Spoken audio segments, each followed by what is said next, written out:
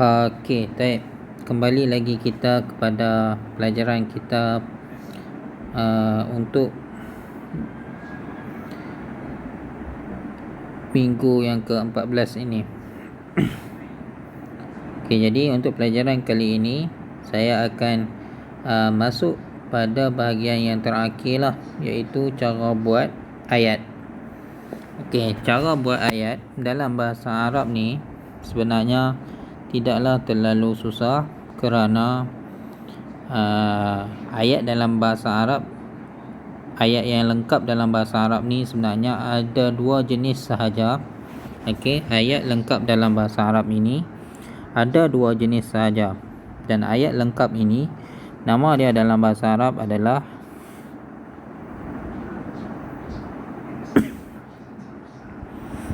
nama dia adalah jumlah jumlatun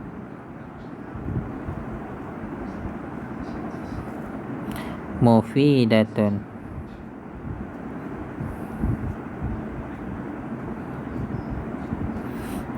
Jumlatun artinya ayat, mufidatun artinya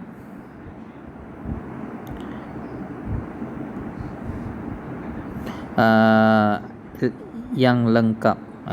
Ayat yang lengkap. Jadi ini adalah peringkat yang terakhir lah dalam pelajaran kita, yang mana pada peringkat yang pertama kita sudah belajar mengenai huruf, harfun.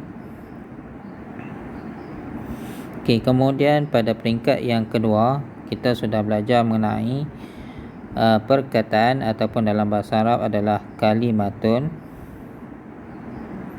Dan yang terakhir kita belajar mengenai jumlah.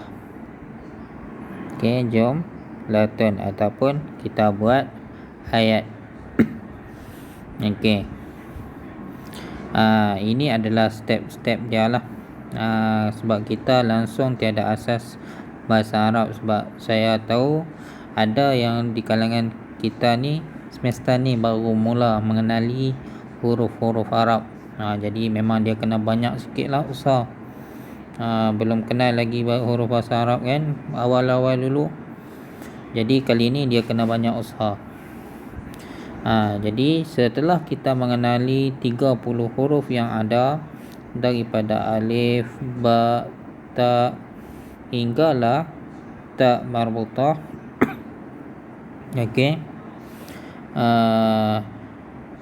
Kita juga belajar mengenai baris-baris dia, bercara sebut huruf dengan vokal dia.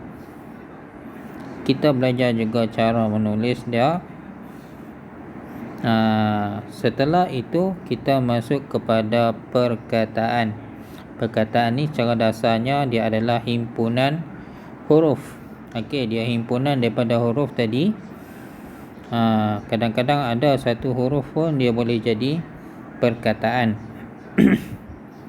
Satu huruf pun dia sudah boleh jadi perkataan sekiranya dia ada makna. Kalimah ni himpunan huruf yang ada makna lah, walaupun dia tu satu huruf.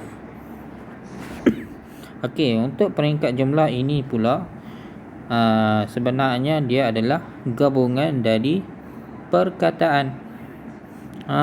Dia main semakin lama semakin besar lah. Contohnya sama juga konsep dia dalam bahasa Melayu. Huruf kita belajar A, B, C sampailah Z. Lepas tu perkataan. Contohnya dalam bahasa Arab kita belajar mengenai ana. Ana ini artinya saya. Saya ni himpunan S-A-Y-A. Bila gabung perkataan saya ni ada makna ke tidak? Ada. Kalau ada makna dia adalah kalimah. Jadi setelah kita belajar, kita dah hafal perkataan-perkataan dari perbualan yang kita dah belajar sebelum ni, kita barulah boleh buat ayat. Ayat ni gabungan dua lah. Contohnya saya makan nasi.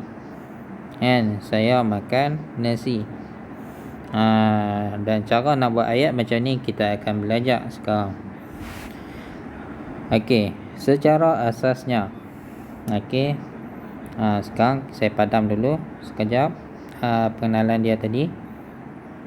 Secara asasnya ayat bahasa Arab ni memang dia adalah gabungan perkataan. Okey, tapi bukan semua gabungan dia boleh jadi ayat yang betul ataupun ayat yang lengkap. Ayat yang lengkap dalam bahasa Arab ni sebenarnya ada dua sahaja.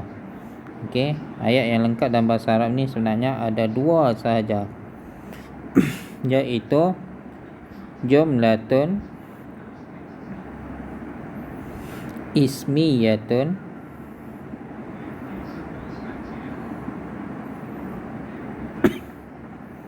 dan jumlatun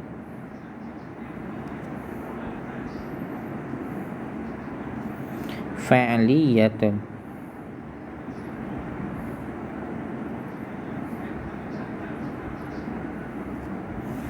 Okey, benda ni ada tak dalam nota kita? Okey, jawapannya sebenarnya memang ada.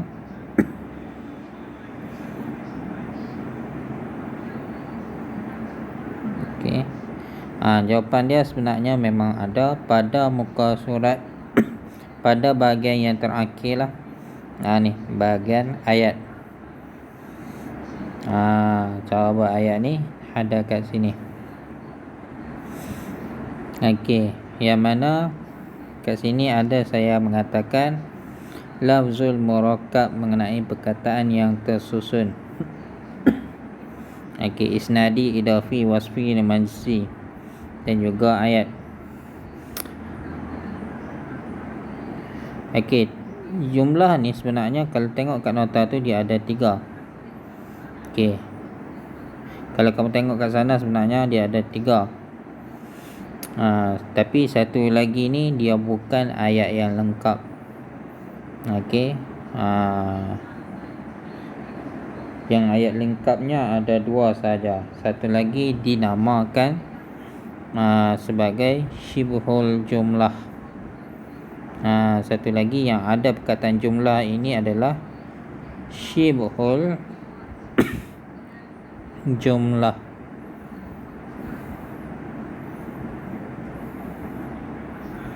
Artinya menyerupai ayat. Okey, yang ketiga ni adalah menyerupai ayat. Nanti kita akan tengok macam mana maksud menyerupai ayat kat sini. Okey, jumlah ismiyah terlebih dahulu. Okey, jumlah ismiyah ni kalau kita perasan ada perkataan ismi. Ismi artinya kata nama. Jadi ayat ini adalah ayat kata nama. Ayat yang bermula dengan kata nama. Itu sahaja. Okey, kalau jumlah fa'liyah kita tengok ada perkataan fa'li. Fa'li itu ialah kata kerja. Jadi ayat ini adalah ayat yang bermula dengan kata kerja. Okey, komponen buat ayat dalam bahasa Arab ni sebenarnya 2 perkataan pun sudah menjadi ayat yang lengkap. Okey, sebenarnya kalau kamu tengok 2 perkataan pun sudah boleh jadi ayat. Kalau kita perasan kat sini ada ayat kata nama, ada ayat kata kerja. Jadi mana perginya kata huruf?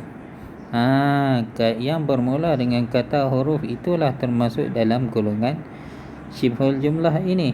Okey, ayat yang bermula tapi dia bukan ayat yang lengkap. Bermula dengan kata huruf ini dia bukan ayat lengkap. Okey, dia bukan ayat lengkap. Walaupun dia 2 perkataan. Dalam ayat kata nama ni sekurang-kurangnya dia ada 2 benda. Yang pertama dia kena ada subjek. Okey, dia ada subjek. Yang kedua dia kena ada predikat. Dalam bahasa Arab dia kata nama yang berada di depan ni kita panggil dia sebagai mubtada. Okey, mubtada. Okey, yang kedua dia ni kita namakan sebagai khabar. Mubtada ini artinya kata nama yang berada di depan. Khabar ini pula cerita kepada mubtada. Okey, dia adalah cerita kepada mubtada. Okey. Kalau ayat kata kerja ni pula dia panjang sedikit. Okey, dia panjang sikit. Dia ada 3 komponen. Yang mana dia mesti ada kata kerja. Okey. Lepas tu dia ada subjek ataupun subjek ini kita panggil sebagai pembuat. Yang terakhir dia ada mangsa ataupun yang dibuat. Okey. Contohnya kalau saya tepuk meja. Okey, perbuatan saya ketuk. Pembuatnya adalah saya, ustaz. Okey, meja itu adalah mangsa. Jadi sebabkan dia ni agak banyak step dia, ini kita akan belajar pada semester depan.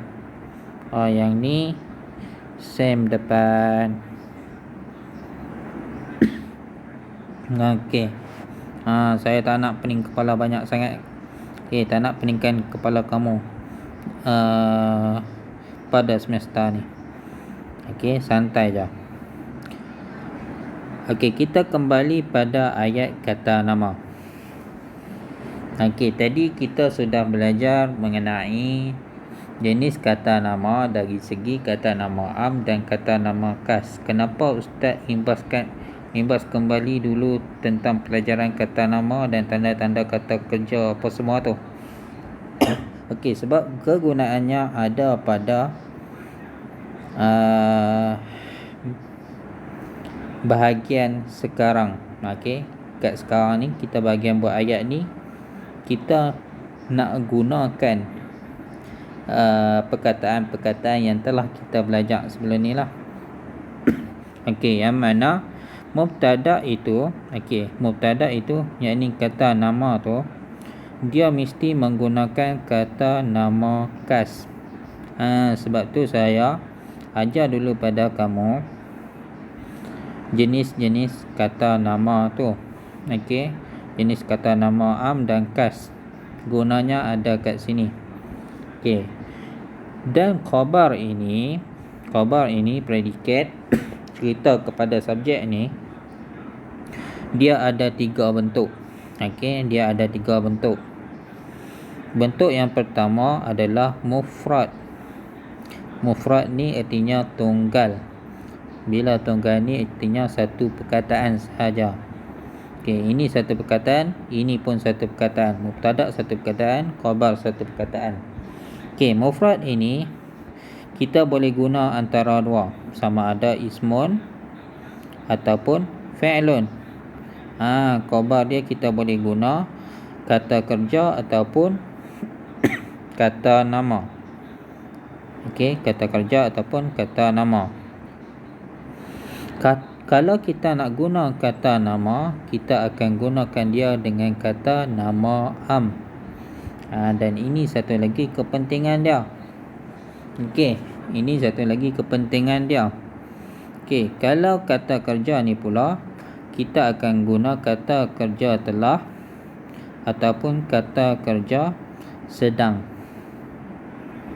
Okey, kata kerja telah ataupun kata kerja sedang. Okey. Jenis yang kedua, khabar ni, jenis khabar yang kedua iaitu dalam bentuk jumlah. bila sebut dalam bentuk jumlah ni, yang kita tengah belajar sekarang ni lah. Okey, khabar dia ni dalam bentuk ayat. Ayat ni ada dua, sama ada ismiyah ataupun saya tulis kat sini dalam Rumi je lah. Okey. Sama ada dalam ayat kata kerja, ayat kata nama ataupun ayat kata kerja. Jadi kat sini dia akan ayat dalam ayat. Okey, dia jadi ayat dalam ayat lah. Okey, yang ketiga kita menggunakan khabar menggunakan perkataan yang terakhir ini, yang tidak diiktiraf sebagai ayat, dia menyerupai ayat. Okey, jadi kalau kita nak lengkapkan dia, nak ubah dia daripada menyerupai ayat kepada ayat yang sebenar, kita jadikan dia sebagai khabar. Kesian jenis ni. Okey, syibhu jumlah yang menyerupai ayat ni, kita nak jadikan dia sebagai ayat yang sebenar, kita jadikan dia sebagai khabar. Okey, kita jadikan dia sebagai khabar. Okey, boleh? Okey, kalau boleh, kita lanjut. Okey, kita lanjut pada jenis ayat yang pertama. Okey, ayat kata nama, jumlah ismiyah. Okey, jumlah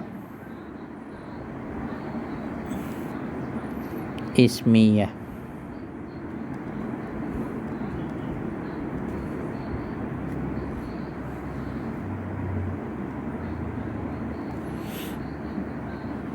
Ayat kata nama.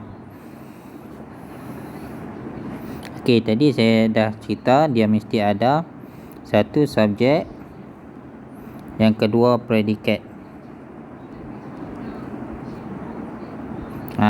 Predikat dia ni ada 3 bentuk. Predikat ni ada 3 bentuk. Predikat yang pertama adalah tunggal. Yang kedua dalam bentuk ayat. Okey, yang ketiga dia guna syibhul jumlah, menyerupai ayat. Asalnya menyerupai, tapi bila dalam keadaan sekarang ni dia gabung, letak subjek di depan, maka dia jadi ayat yang betul lah. Saya tulis SB je lah. Syibhu SJ, syibhu jumlah. Okey, predikat. Yang di bawah kurungan ni adalah predikat. Ada 3. Okey, contoh ayatnya. Kita nak buat contoh ayat kat sini. Okey, subjek ni kita datangkan apa-apa yang penting dia adalah kata nama khas. Kata nama khas ada 7 jenis tadi.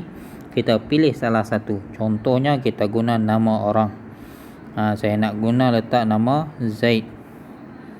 Zaidun. Okey, Zaidun ni adalah subjek. Kita nak cerita tentang Zaid. Kenapa dengan Zaid? Kalau kita letak Zaid saja, dia bukan ayat yang lengkap lah. Okey, kalau nak lengkapkan dia, kita cerita tentang dia. Kenapa dengan Zaid? Yang tunggal tadi ada 2. Dia boleh dalam bentuk kata nama ataupun kata kerja. Okey, contohnya saya nak gunakan kata nama. Zaid berdiri. Okey, Zaid qaimun. Zaidun qaimun. Okey, Ustaz, betul ke Zaidun tu adalah kata nama khas? Kalau dia kata nama khas, kenapa dia ada tanwin? Okey, dekat sini Zaid tu adalah nama orang. Walaupun dia ada tanwin, dia adalah nama orang, dia masih lagi kata nama khas. Jadi dia boleh digunakan sebagai subjek. Okey, qaimun itu artinya berdiri. Okey, Zaid. Okey, ayat yang pertama ni adalah Zaid berdiri. Zaid berdiri. Berdiri dalam bahasa Arab tu adalah kata nama lagi. Sebab dia ada tanwin kat sini. Okey, lepas tu kita nak guna juga, nak ubah. Kita tak nak guna kata nama, kita nak guna predikat dia adalah dalam bentuk kata kerja. Okey, boleh.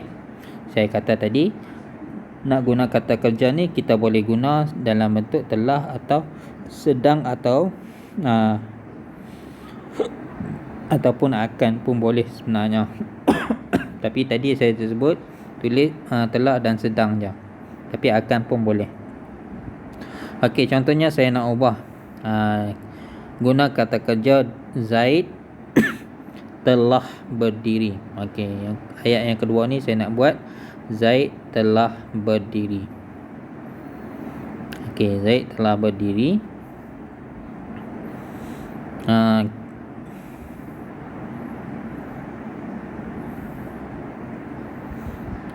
Okey, telah berdiri dalam kata kerja adalah qama. Zaidun qama. Zaidun qama. Okey, kalau sedang berdiri, Zaidun yaqumu. Nak tahu macam mana ni perkataan berdiri ni berubah ni? Okey, kita kena tengok kamus lah. Okey, jawapan mudah dia kena tengok kamus. Okey, lepas tu kita nak buat dalam bentuk ayat. Okey, untuk subjek ni, untuk contoh peringkat pertama ni saya guna perkataan yang sama lah, Zaid saja. Okey, semuanya Zaid.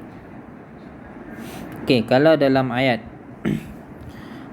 predikat dia, ayat tu ada dua, ayat kata nama, ayat kata kerja. Ayat kata kerja ni kita akan belajar sem depan. Kiranya kita letak tepi dulu. Yang ni letak tepi. Okey, letak tepi. Okey, ayat kata nama. Kita dah ada Zaid di depan. Okey, kita nak letak ayat yang kedua dalam ni. Kita letak pengganti dia lah. Zaidun. Contohnya Zaid. Cerita tentang Zaid ini kita nak kata dia telah berdiri, ataupun Zaid dia berdiri. Okey, dia berdiri ini adalah ayat kata nama. Macam mana kita tahu dia kata nama? Ayat kata nama sebab dia ni adalah kata ganti nama. Kata ganti nama tu salah satu daripada kata nama khas. Jadi kat sini kita boleh letak juga huwa qaimun. Zaidun huwa qaimun.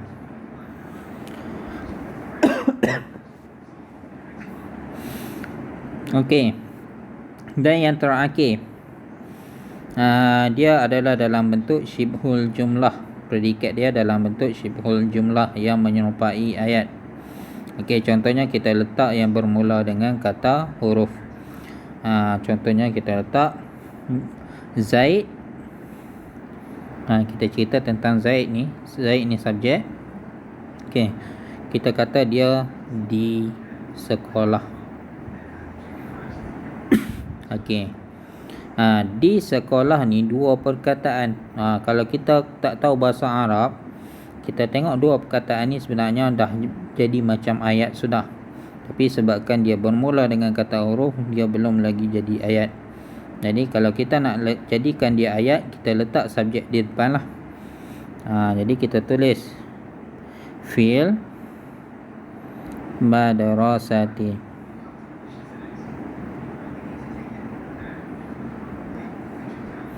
Okey, ayat yang terakhir ni Zaidun fil madrasati. Okey, jadi itu sahaja asas yang pertama, cara buat ayat pada minggu ini. Okey, untuk penjelasan lebih lanjut nanti kita akan terangkan dalam kelas akan datang lah. Okey, jadi itu sahaja video untuk pelajaran minggu ini. Sekiranya ada yang kamu tak faham tak faham dalam bahagian video ini, kamu boleh tinggalkan komen di bawah. Okey, itu saja daripada saya. Sekian. Assalamualaikum.